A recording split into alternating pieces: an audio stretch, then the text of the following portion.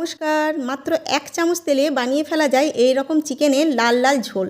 তার জন্য নিয়েছি 750 গ্রাম মতো চিকেন, যা ধুয়ে পরিষ্কার করে নিয়েছিলাম। তারপরে এতে লবণ, হলুদ, ধনে, জিরে, আদা, রসুন আর চিকেন মশলাটা নিয়ে ভালোভাবে মিশিয়ে দিয়েছি। আর তার মধ্যে দিয়ে দিয়েছিলাম আমি ভিনিগার। এবার সমস্ত উপকরণ মিশিয়ে আমি একে ম্যারিনেট করে বেশ খানিকক্ষণ আমি রেখে দেবো।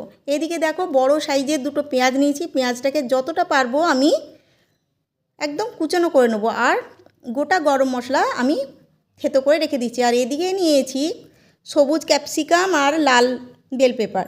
এবার ওগুলোকে আমি তেলে, হালকা তেলে, মানে 1 চামচ তেলের মধ্যেই দিয়ে ওটাকে একটু ভেজে নেব। ভাজা হয়ে গেলে একটু লবণ দিয়ে নামিয়ে দেব। এবার ওই তেলের মধ্যেই আমি দিয়ে দিলাম ওই গোটা গরম মশলা থেতো করাটা, আর দিয়ে দিলাম আমি জিরে, গোটা জিরে, তেজপাতা। এবার জিরেটাও দিয়ে দিলাম। একটু ফোড়নটা উঠলেই, মানে ফুটে উঠলে সমস্ত পেঁয়াজটা দিয়ে দিলাম। দিয়ে পেঁয়াজটা আমি ভাজতে থাকবো। মানুষের ধারণা আছে না যে তেল ছাড়া রান্না হয় না, কম তেলে রান্না হয় না। সেই জন্য আমি এটা তোমাদের করে দেখাচ্ছি যে হ্যাঁ, কম তেলেও কিন্তু রান্না করা হয়, আর তার টেস্ট কিন্তু কোনো অংশে কমও হয় না। এবার যে ভাজা হয়ে গেল ম্যারিনেট করা মাংসটা, সমস্তটা আমি এতে দিয়ে দিলাম। আর দেখো, মশলাও কিন্তু আমি বেশি দিইনি, যথেষ্ট যে পরিমাণে লাগে সেই পরিমাণটার মতোই দিয়েছি। খুব যে একটা বেশি মশলা দিয়েছি তাও কিন্তু নয়। এবার আমি চিকেনটার মধ্যে আগের থেকে আমি লঙ্কা গুঁড়োটাও কিন্তু মিশিয়ে নিয়েছিলাম, তার জন্য ওপর থেকে আর লঙ্কা গুঁড়ো মেশালাম না। ভালোভাবে পেঁয়াজটা মিশিয়ে নিয়ে আমি ঢাকা দিয়ে দিলাম। মানে ওর থেকে এবারে চিকেন থেকে জল বেরোবে, সেই জলে এবারে চিকেনটা কষা হতে থাকবে।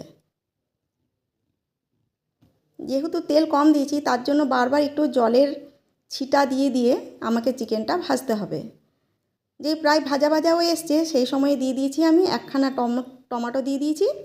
এবার আবার আমি ভাজতে থাকবো। দেখো কতটা আবার জল বেরোচ্ছেও, আর জলটা আবার শুকিয়ে গেলে আবার একটু জলের ছিটা দিচ্ছি। এইভাবেই ভাজতে হবে। এবার আমি পরিমাণ মতো যেরকম ঝোল খাবে সেই রকম পরিমাণ মতো জলটা চিকেনের মধ্যে দিয়ে দিও। এবার ভালোভাবে একটু মিশিয়ে নিয়ে তারপরে ঢাকা দিয়ে দেব। ভালো করে ফুটে উঠলে, মানে চিকেনটা তো সেদ্ধ প্রায় কষার সময়তেই সিদ্ধ হয়েই গেছিলো। তারপরে সেই সমস্ত বেল পেপারগুলো ছড়িয়ে দিলাম, আর উপর থেকে কাঁচা লঙ্কা, যদি পারো তো কাঁচা লঙ্কা দিতেই পারো। তোমাদের ইচ্ছে, ঝাল কে কেমন খাও সেই রকম পরিমাণে দিও। এবার উপর থেকে, আমার যেহেতু চিকেনটা প্রায় রান্না হয়ে গেছে, উপর থেকে আমি কিছু ধনে পাতা ছড়িয়ে দিলাম। কিছুই না, খুব সহজ রান্না, যে কেউ এটা করতে পারবে। তাহলে আজ এই পর্যন্তই, আসছি, দেখে নাও।